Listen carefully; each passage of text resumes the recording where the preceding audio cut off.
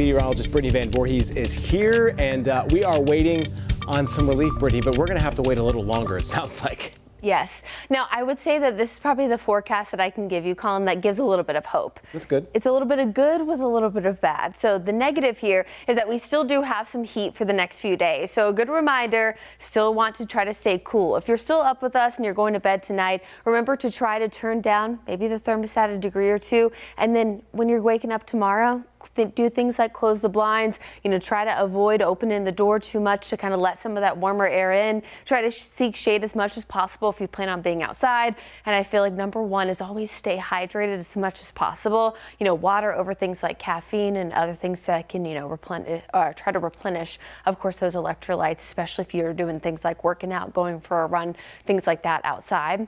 Now, tomorrow, we're going to see similar conditions to where we were today.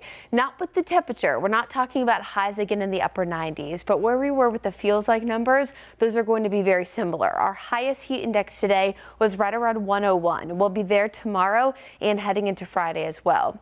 But when we hit the weekend, this is where we start to see the big changes. The weekend's temperatures stay pretty steady in the mid 90s, but we see an influx of humidity ahead of a storm system. So a lot of warmth, a lot of humidity coming in from the south as the storm system starts to move in.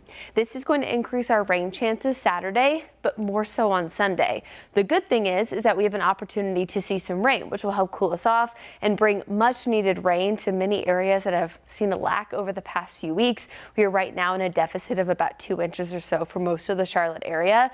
The negative here is that with more humidity around, those areas that are not seeing rain are going to see those feels like numbers into the middle 100s, right around 105, 106, which will put us under that heat advisory criteria.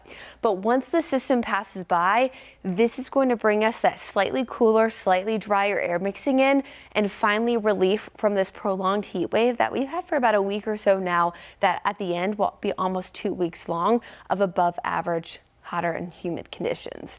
Now, before we get to this weekend, which does have those higher than normal rain chances than we've seen lately, we will see a few spotty showers and storms tomorrow.